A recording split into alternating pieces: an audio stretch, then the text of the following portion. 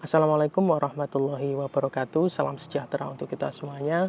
Selamat berjumpa kembali dengan saya Haidar Adam di dalam mata kuliah Hak Asasi Manusia. Dan pada hari ini atau pada kesempatan kali ini saya akan menjelaskan tentang prinsip-prinsip hak asasi manusia, atau mungkin apa di terminologi yang lain kita bisa menggunakan konsep-konsep dasar dari hak asasi manusia. Adapun tujuan perkuliahan hari ini adalah mahasiswa mampu menjelaskan konsep-konsep dasar hak asasi manusia disertai dengan contoh-contohnya yang faktual.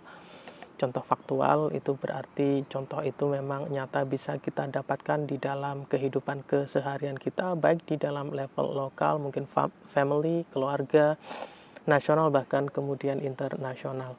Nah, untuk referensi saya menggunakan dua buku. Yang pertama adalah Hukum Hak Asasi Manusia, Rona K.M. Smith, terbitan Pusam UII, dan spesifik terkait dengan masalah ini atau topik ini, teman-teman bisa membaca di halaman 11 sampai 29. Kemudian yang kedua ada buku An Introduction to Human Rights in Southeast Asia, karya Azmi Sarom dan kawan-kawan, terbitan Southeast Asia Human Rights Network, pada halaman 11 sampai 14.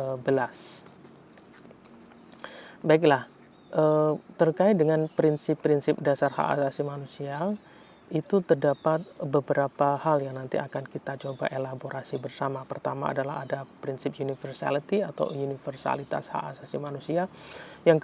Yang kedua ada prinsip inherent. Yang ketiga ada prinsip inalienable. Yang keempat ada prinsip dignity, yang kelima ada prinsip equality, yang keenam ada prinsip indivisibility, yang terakhir ada prinsip interdependence. Nah, saya akan coba untuk menguraikan secara singkat satu persatu. Yang pertama adalah prinsip universality. Prinsip universality ini memiliki makna bahwa hak asasi itu pada prinsipnya akan dimiliki oleh setiap manusia, ya, dimanapun tempatnya, siapapun orangnya, seperti itu ya. Itu prinsip dasarnya dari prinsip hak asasi manusia yang bersifat universal. Artinya ketika manusia itu lahir, maka pada prinsipnya dia telah terlekati oleh serangkaian hak, siapapun ia dan dimanapun dia berada. Itu prinsip universal. Nah, tetapi mungkin teman-teman juga bisa men-challenge, lalu bagaimana kok di satu tempat dengan tempat lain itu berbeda. Nah, yang harus kita pahami adalah prinsip universal itu haruslah kemudian kita bedakan ya dengan realitas ataupun aplikasinya, ya. Jadi untuk bisa mewujud hak asasi manusia yang bersifat universal itu menjadi sangat bergantung kepada apa yang saya sebut sebagai 3W: who, when, and where. Jadi 3W ini nanti akan sangat mempengaruhi bagaimana kemudian praktek atau aplikasi penerapan hak asasi manusia bagi setiap individu. Tetapi 3W ini kemudian tidak menegasikan bahwa setiap orang itu ya memang pada prinsipnya memiliki klaim terhadap hak asasi manusia yang memang sudah melekatinya, atau seperangkat hak asasi manusia yang memang sudah disandangnya itu. Nah, apa yang dimaksud dengan 3W? 3W itu adalah who, kemudian when, and where.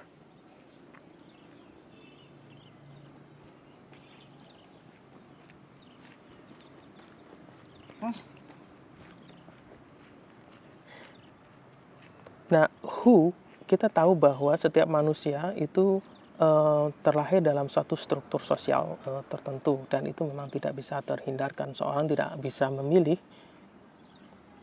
seseorang tidak bisa memilih dia dilahirkan di keluarga seperti apa, agamanya apa, latar belakangnya apa, orang tuanya profesinya apa, itu tidak akan bisa memilih begitu ya.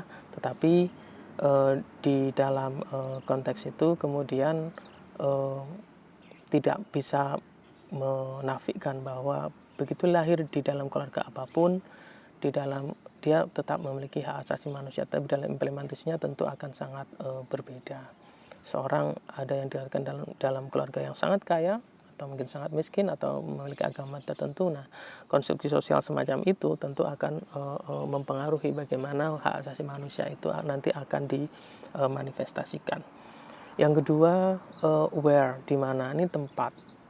Jadi satu tempat itu mungkin berbeda dengan tempat yang lain, dan hal ini menjadikan eh, konstruksi yang semacam ini menjadikan hak asasi manusia itu juga mungkin akan berbeda implementasinya.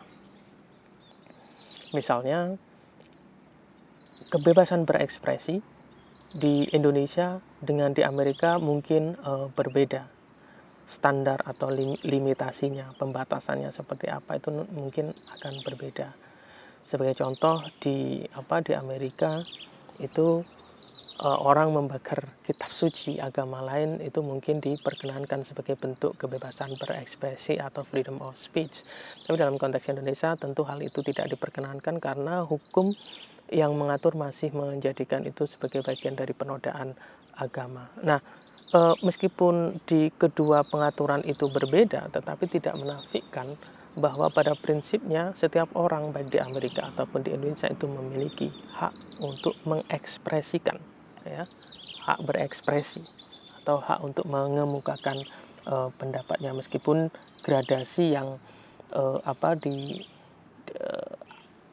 yang kemudian dialami oleh masing-masing hak tersebut akan menjadi berbeda pengaturannya di setiap negara. Dan yang ketiga adalah when, 3W yang ketiga adalah when, di mana hal ini sangat terkait dengan waktu.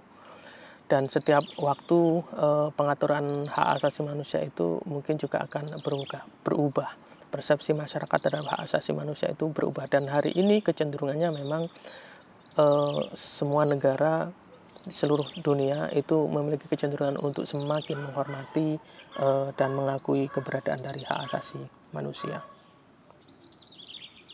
Nah, prinsip yang kedua adalah inherent. Jadi pada prinsipnya human rights atau hak asasi manusia itu memang by default, automatically itu sudah tersandang ya pada manusia.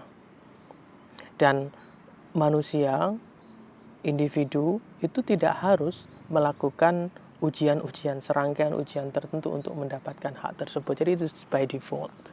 Jadi itu inherent, sudah melekat pada diri pribadi manusia. Itu prinsip yang kedua. Prinsip yang ketiga itu adalah inalienable. Inalienable itu ya berasal, misalkan kalau kita trace secara etimologis kan berasal dari kata alien. Jadi inalienable itu tidak bisa diasingkan, tidak bisa jual belikan, tidak bisa ditukarkan, tidak bisa dinegosiasikan. Seperti itu prinsip dasar daripada human rights atau hak asasi manusia. Jadi dengan seseorang itu menyandang hak asasi manusia, maka haknya itu sebenarnya tidak bisa dioper, dipindah atau dialihkan. Semisal seseorang yang mendapatkan hukuman mati, maka hukuman mati itu atau tidak bisa dialihkan kalau mendapatkan pidana atau mohon maaf itu contoh yang kurang tepat ya. Tapi jikalau kemudian seorang itu mendapatkan hak hidup, ya seharusnya dia tidak bisa membagi hak hidup yang dimilikinya itu dengan orang lain, kira-kira begitu.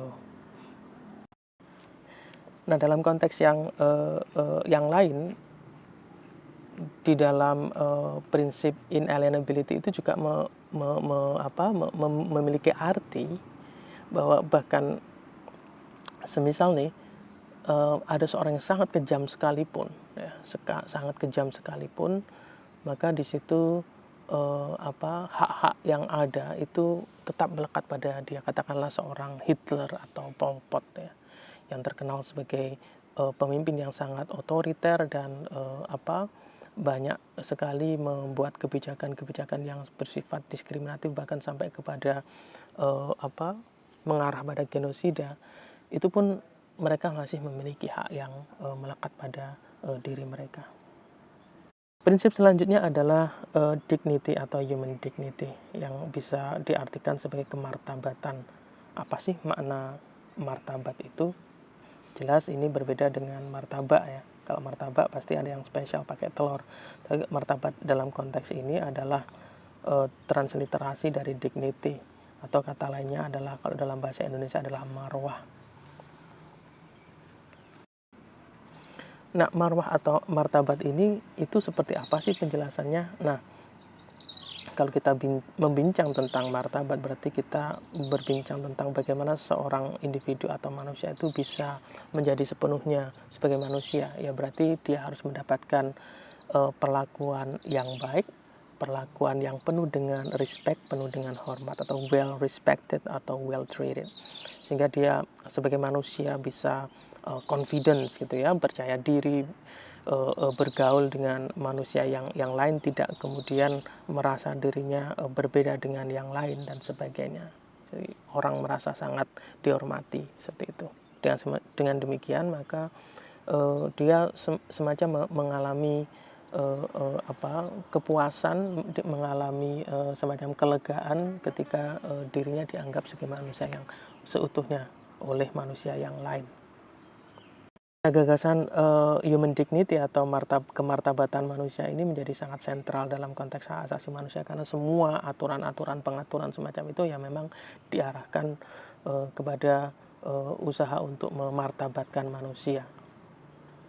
Dengan kata lain, kita bisa mengatakan bahwa human dignity ini merupakan basis ya, salah satu basis kenapa kemudian human rights itu mesti diakui, dihormati dan sebagainya. Ya memang untuk memberikan atau menghormati hak asasi manusia, untuk menjadikan manusia itu diperlakukan secara lebih bermartabat, secara lebih baik, lebih pantas. Selanjutnya adalah equality. Jadi dalam prinsip equality ini mengandung makna bahwa semua manusia, semua individu itu seharusnya diperlakukan secara sama. Nah, lawannya adalah diskriminasi tentunya. Di dalam proses diskriminasi itu manusia satu dibedakan menjadi dengan manusia yang lainnya. Nah, sebagai lawan dari persamaan atau equality ini adalah diskriminasi tentunya. Jadi seorang itu misalkan ada pejabat publik yang menerapkan standar yang berbeda kepada warga negara yang kemudian seharusnya mendapatkan pelayanan yang sama. Misalkan, kalau yang satu perempuan tidak boleh sekolah tinggi-tinggi, tidak boleh masuk ke dalam perguruan tinggi negeri, misalkan contoh yang ekstrim seperti itu, sementara laki-laki boleh, kayak gitu. Itu adalah salah satu contohnya. Nah, dua prinsip yang terakhir adalah indivisibility dan interdependency. Jadi indivisibility itu memiliki makna bahwa hak asasi manusia satu dengan yang lain itu tidak bisa dipisahkan, karena betapapun ketika manusia lahir itu kayak hak-hak yang ada itu semacam bundling gitu, paketan gitu, menjadi satu paket. Ada hak hidup di sana, ada hak untuk mendapatkan makanan di sana, hak untuk mendapatkan tempat tinggal yang layak di sana, hak untuk mendapatkan akses pendidikan di sana. Jadi hak untuk tidak disiksa. Jadi semuanya include ya, all in gitu. Bundling kalau bahasa mungkin sekarang. Nah, ini menjadi sangat rasional, karena di dalam diri manusia itu satu manusia ya, seperangkat hak itu juga langsung merekat kepada mereka. Kemudian yang kedua, interdependensi itu bermakna bahwa hak satu dengan hak yang lain itu sangat bergantung. Sebagai contoh, hak atas bekerja dan hak untuk mengakses pendidikan. Hak atas pekerjaan itu juga bisa jadi sangat bergantung pada akses kepada pendidikan, karena pekerjaan tertentu misalkan memiliki kualifikasi pendidikan tertentu sebagai prasyarat ya. Kayak misalkan untuk bisa masuk satu posisi kerja tertentu, syaratnya misalkan minimal SMA atau minimal S1 gitu. Nah, itu kan menjadikan satu hak itu akan bergantung pada hak yang lain. Nah, itu merupakan perkuliahan singkat terkait dengan prinsip-prinsip hak asasi manusia yang bisa teman-teman tentu elaborasi dan juga bisa teman-teman menggunakan atau mencari contoh lainnya di dalam kehidupan sehari-hari. Terima kasih telah mengikuti perkuliahan hari ini dan salam sejahtera untuk kita semuanya. Assalamualaikum warahmatullahi wabarakatuh. Wallahul muwaffiq ila aqwamit thoriq.